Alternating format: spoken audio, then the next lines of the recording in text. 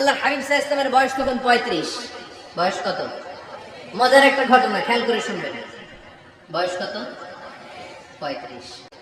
কাবা ঘরের পুনর্নির্মাণ হবে। কাবা ঘরের 4টা কর্নারের একটা কর্নার আছে আর রুকনুল হাজারিল আসওয়াদ, যেখানে হাজরে আসওয়াদ পাথর থাকে, ওইটাকে সরানো হয়েছে।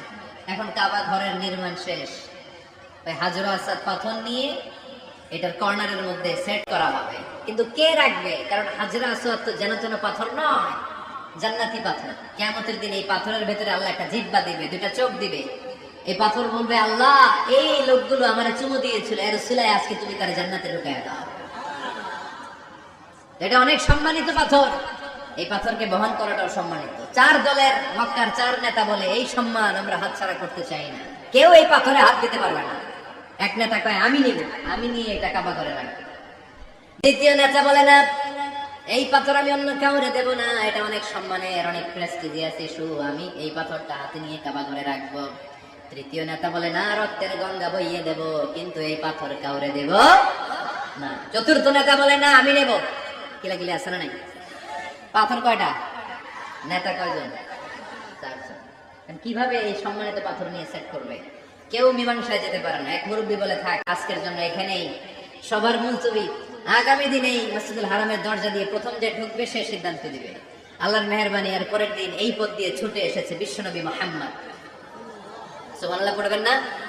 আল্লাহ পড়েন আওয়াজ করে। কামলি আলা নবী প্রথম আসলেন, সবাই খুশি, জামিন রাদিনা বি। আরে আলামিন আসছে, আলামিন আসছে। সবাই বিশ্বনবীকে বললেন, এই এই ঘটনা। কেউ তো পাথর ছাড়তে চায় না। পাথর হইল একটা, নেতা কয়টা? এখন কে এই পাথর নিয়ে রাখবে? এই নিয়ে মারামারি। আল্লাহর হাবিব সাল্লাল্লাহু আলাইহি ওয়াসাল্লাম বললেন, তাই হালুম্মা ইলাইয়া সাওবান, একটা কাপড় নিয়ে আসো, আমি এখনই সলিউশন করে দিচ্ছি। সুবহানাল্লাহ নাই? কাপড় নিয়ে আসা হলো। বিশ্বনবী বললেন, কই পাথর? সবাই বলল, এই পাথর। আল্লাহর হাবিব সাল্লাল্লাহু আলাইহি ওয়াসাল্লাম মোবারক হাত দিয়ে পাথরটা তুললেন। 4 নেতারে বললেন, ও 4 নেতা, কাপড়ের 4 কর্নারে তোমরা ধরো। 4 নেতা কাপড়ের 4 কর্নারের মধ্যে ধরলো। বিশ্বনবী নিজ হাতে পাথরটা নিয়ে কাপড়ের মাঝখানে রেখে দিলেন। এবার বিশ্বনবী আগে আগে যায়। 4 নেতারে বললেন, 4 কর্নারে ধরে পাথরটা নিয়ে আমার পেছনে পেছনে আসো। কাবার কাছে যে বিশ্বনবী আবার নিজ হাতে পাথরটা তুললেন, আবার নিজ হাতে কাবার ভেতরে রেখে দিলেন। পড়েন সুবহানাল্লাহ। সম্মান আসলে 4 নেতার দিকে যায়নি, সম্মান গিয়েছে বিশ্বনবীর দিকে। এতক্ষণ কাউরে দিবে না, এখন কেউই ধরতে পারে না, তারপরেও খুশি। সুবহানাল্লাহ কইবেন না? প্রথমে যে হাজরে আসওয়াদ পাথর ধরছে কে? বিশ্বনবী। কাপড়ে রাখছে কে? বিশ্বনবী। আবার কাপড় থেকে উঠিয়ে হাজরে আসওয়াদের পাথরটারে কাবার ভেতরে ঢুকাইছে কে? সুবহানাল্লাহ কইবেন না? সব সম্মান গেল বিশ্বনবীর হাতে, সব স্ট্যাটাস গেল বিশ্বনবীর হাতে। 4 নেতা কাপড়ের কিনারা ধরেই খুশি। এইটাই বলে নেতৃত্বের গুণাবলী, চিল্লায় বলো ঠিক কিনা? কনফ্লিক্ট রিজলভিং অ্যাবিলিটি, বিরোধ নিষ্পত্তি করার কোয়ালিটি থাকা চাই, তবেই তিনি নেতা। কি কারিশমা দেখছেন? What a charismatic leader. এতক্ষণ রক্তের বন্যা বইয়ে দিবে, কাউরে দিবে না পাথর। এখন কেউই ধরতে পারে না, কিন্তু স্লোগান দিতেছে জিন্দাবাদ। আছে না নাই? নেতা হইলে এরকম নেতা হইতে হবে। মদিনাতে আউস আর খাজরাজ গোত্রের যুদ্ধ 120 বছরে।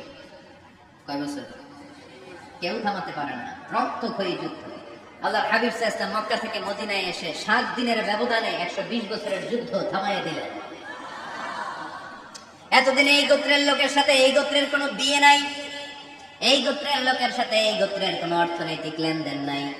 বিশ্বনবী যখন আউস খাজরাজের যুদ্ধ থামিয়ে দিলেন, মদিনাতে আনন্দের ধুম পড়ে গেল, নতুন নতুন উৎসবের ধুম পড়ে গেল।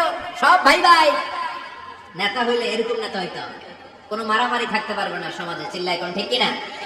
নেতা আসলেই সমাধান, নেতা আসলেই। সহিহ বুখারীতে একটা কিতাব আছে, কিতাবুস সুলহ, মীমাংসার অধ্যায়। একটা বাব আছে, বাবু কওলিল ইমামি লিআসহাবিহি ইযহাবু বিনা নুসলিহ বাইনাহুম। ইমাম সাহেবের এই কথা যে আমাদেরকে নিয়ে চলো, আমরা মিলাইয়া দেব, এটা আল্লাহ রাসূল সাল্লাল্লাহু আলাইহি ওয়াসাল্লামের একটা বিখ্যাত ডায়ালগ। ডায়ালগটা কি খেয়াল করে শুনেন। যুদ্ধ, মারামারি আর ঝগড়া শুনলে আল্লাহ রাসূল সাল্লাল্লাহু আলাইহি ওয়াসাল্লাম বলতেন, ইযহাবু বিনা নুসলিহ বাইনাহুম, আরে আমরা আছি, আমগরে নিয়ে যাও না, আমরা মিলাই দেব। সুবহানাল্লাহ পড়েন। মারামারি দেখলে বিশ্বনবী মিলাই দিতেন। আল্লাহর হাবিব সাল্লাল্লাহু আলাইহি ওয়াসাল্লাম বলতেন, আলা উখবিরুকুম বিআফদালি দারাজাতিন মিনাস সালাতি ওয়াস সিয়ামি ওয়ান নুসুক, রোজা নামাজ সালাতের চেয়ে বড় একটা সওয়াবের কাজ আছে, ওটা কি আমি তোমাদের বলবো না? সাহাবারা বললেন সেটা আবার কি? বিষ্ণু বললেন ইসলাহু যাতিল বাইন, দুইজন ঝগড়া করতেছে, তুমি ঝগড়া না লাগাই দিয়ে মিলাই দিবা, এর চেয়ে ভালো কাজ হয় না। যেরকম ঠিক কিনা? সবচেয়ে শ্রেষ্ঠ কাজ। নোয়াখালীতে আগুন লাগলে আপনারা কি দিয়ে নিবা? কি দিতে হয়? পানি। অনেকে জায়গায় তেল দেন। জ্বলতেছে কি? আগুন। আগুন নিবানোর জন্য ঢালবেন কি? অনেকে ঢালে কি? না, আপনি থামাই দিবেন, মিলাই দিবেন। আপনার জন্য ভালো জিনিস মিলাই দিবে কে? 7 নাম্বার, ফারসাইটেডনেস, দূরদৃষ্টিতা, ভিশনারি অ্যাটিটিউড, ফিউচারিস্টিক। নেতা অনেক দূর দেখতে পায়, তিনি দূরদর্শী। কর্মী যত দূর দেখে, নেতাও যদি তত দূর দেখে, দেশ চলবে? কথা বলেন। কর্মী যদি দেখে 500 মিটার, নেতার দেখতে হবে কয় মিটার? 1000 মিটার। কর্মী যদি দেখতে পায় 1000 মিটার, নেতার দেখতে হবে কয় হাজার মিটার? 2000 মিটার। কারণ নেতা হবে ফিউচারিস্টিক, ভিশনারি, স্বপ্নবাজ, স্বপ্নচারী। নেতাকে স্বপ্ন দেখতে হয়, ওই স্বপ্ন জাতিকে দেখাতে হয়। চিল্লায় বলেন ঠিক কিনা? মানুষ তার স্বপ্নের সমান বড়। আপনি কত বড় আপনার স্বপ্ন শুনলে বোঝা যাবে। স্বপ্ন সেটা না যেটা মানুষ ঘুমিয়ে ঘুমিয়ে দেখে, স্বপ্ন সেটা যেটা অর্জনের আকাঙ্ক্ষা মানুষকে ঘুমাতে দেয় না।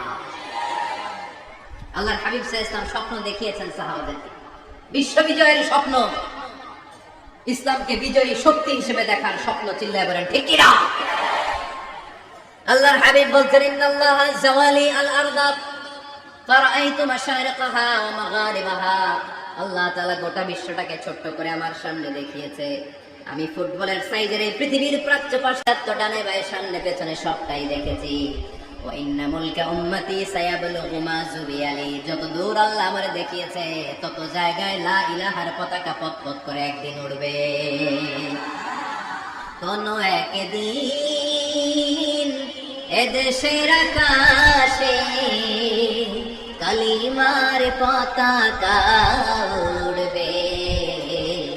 সেদিন সবাই খোদাই বিধান পে দুঃখ বেদনা বলবে। এটাই আমাদের স্বপ্ন। চিল্লায় বলেন ঠিক কিনা? স্বপ্ন দেখতে জানতে হয়। সুলহে হুদাইবিয়া চলতেছে, সন্ধি।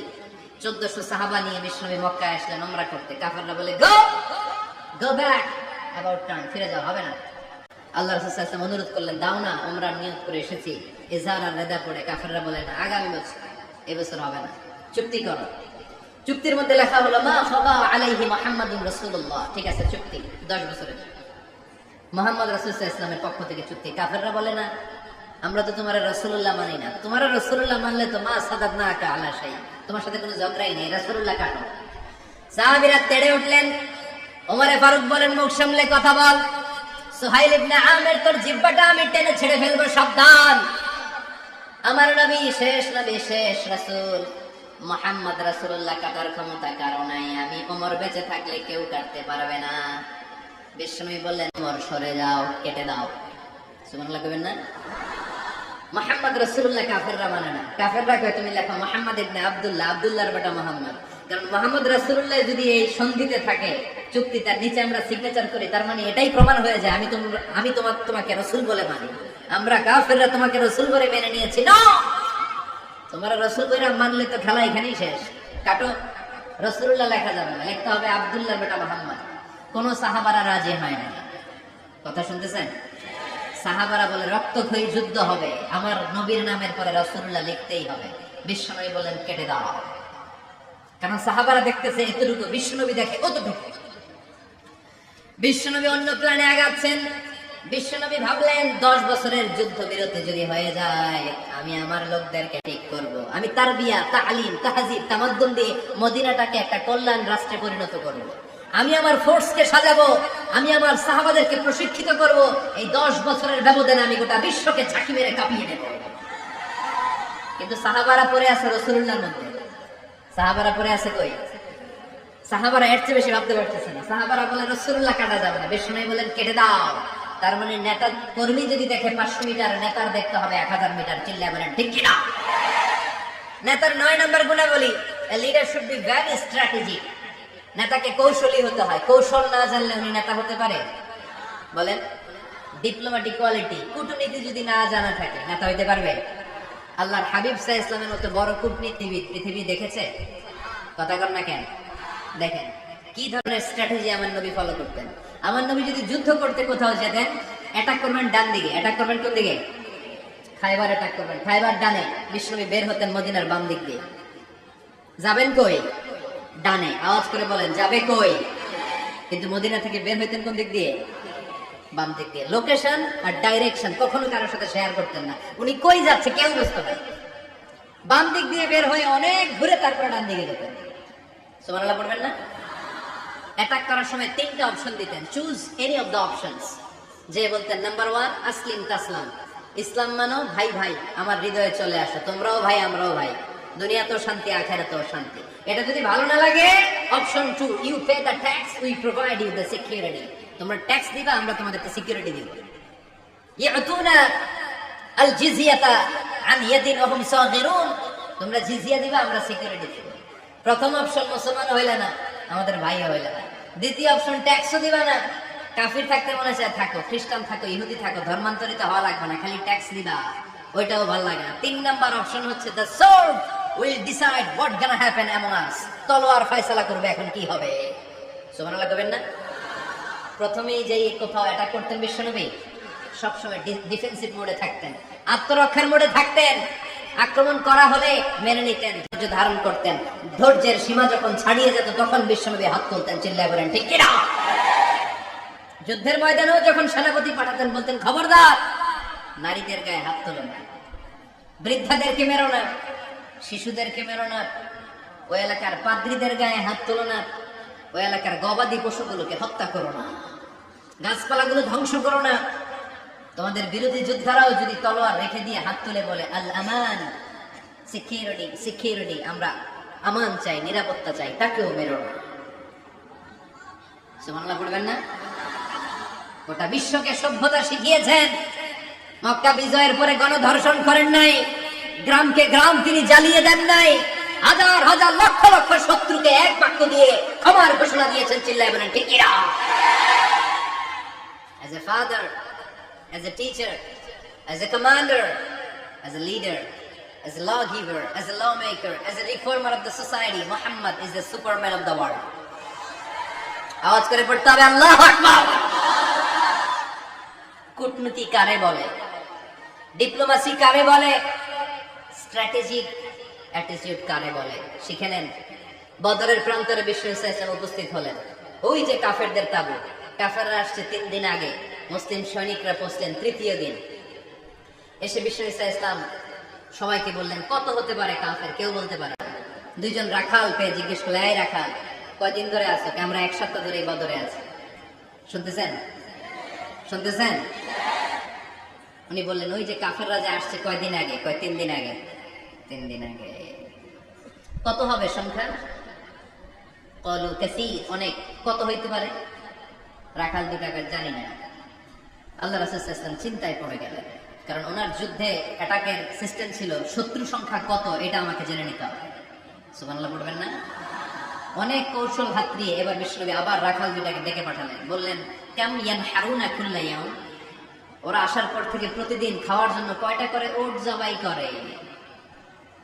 এবার ওরা বলল প্রথম দিনে ইয়াউমান কিসাআন, প্রথম দিন খাওয়ার জন্য উট জবাই করেছে 9টা। অফিল ইয়াউমি সানি 10, আর দ্বিতীয় দিনে উট জবাই করেছে 10টা। বিশ্বনবী বললেন তাই ইদান আল কওমু মা বাইনা 900 ওয়াল 1000, তাহলে কাফেররা 900 থেকে 1000 এর মধ্যে হবে। কত ছিল কাফেরের সংখ্যা? বদরের যুদ্ধে কাফেরের সংখ্যা ছিল কত? 1000। কিভাবে নমুনা দেখে আলামত সংগ্রহ করতেন? ওরা কয়টা উট জবাই করেছে? 2 দিনে, প্রথম দিন 9টা, দ্বিতীয় দিন 10টা। বিশ্বনবী হিসাব মিলাই ফেললেন যোগ বিয়োগ দিয়ে, কাফেরের সংখ্যা 900 থেকে 1000 এর মধ্যে হবে। হিসাব করে দেখা গেল 1000 সৈনিক এসেছিল সেই বদরের যুদ্ধে। চিল্লায় বলো আল্লাহু আকবার। স্ট্র্যাটেজি জানতে হয় না, তাকে কৌশল জানতে হয়। সর্বশেষ নেতার যে গুণ, এটা বলে শেষ করব, সাকসেশন ম্যানেজমেন্ট। নেতা ভালো নেতা বানায় যায়, ঠিক কিনা? A good leader produces a good leader. একজন ভালো নেতা তখনই ভালো নেতা যখন সে নতুন করে ভালো নেতা তৈরি করে দিয়ে যায়, ঠিক কিনা? সে যদি নতুন নেতৃত্ব তৈরি করে দিয়ে না যায়, সমাজ চলবে? চলবে? এটাকে বলে দি সাকসেশন ম্যানেজমেন্ট। আল্লাহ রাসূল সাল্লাল্লাহু আলাইহি ওয়াসাল্লাম ভালো সাকসেসর রেখে গিয়েছিলেন, এমন কিছু যোগ্য নেতৃত্ব তৈরি করে গিয়েছিলেন, ওনার পরে টানা 30 বছর নেতৃত্ব নিয়ে মুসলিম উম্মাহকে এক সেকেন্ডও ভাবা লাগে না। চিল্লায় বলো মুসলমান, ঠিক কিনা? ভালো নেতা বানায়। নেতা খালি নেতৃত্ব দেয়, উনি কোনো নেতা বানায় নাই। এটা কি নেতা? কথা বলেন। এবার উত্তর দেন। আমার নবী ইন্তেকালের আগেই যোগ্য নেতৃত্ব তৈরি করে রেখে গিয়েছিলেন কি জান নাই? কাকে রেখে গেছেন? আবু বকর। আরহামু উম্মতি বি উম্মতি আবু বকর, এই উম্মতের সবচাইতে রহমদিল। আর কারে রেখে গিয়েছেন? ওমর। আশাদ্দুহুম ফি আমরিল্লাহি ওমর, আল্লাহর জমিনে আল্লাহর দ্বীন বাস্তবায়নে সবচেয়ে কঠোর ছিল ওমর। ওনার ক্যারেক্টারিস্টিক এমন ছিল, কথার আগে হাত চলতো, জোরে কোন ঠিক কিনা? আল্লাহর হাবিব সাল্লাল্লাহু আলাইহি ওয়াসাল্লাম বলতেন, লা নাবিয়্যা বা'দি ওয়ালা রাসূলা, আমার পরে নবীও নাই রাসূলও নাই, তবে লাউ কানা বা'দি লাকানা ওমর, আমার পরে যদি নবী হওয়ার যোগ্যতা কারো থাকে, আমার ওমরের সেই যোগ্যতা আছে।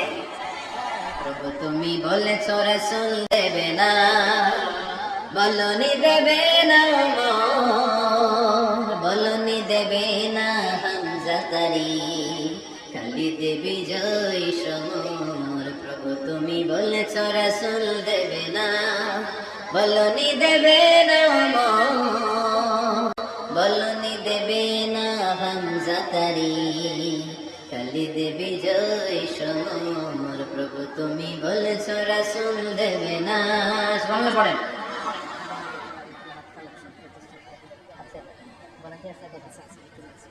এই উঠতেছেন কেন?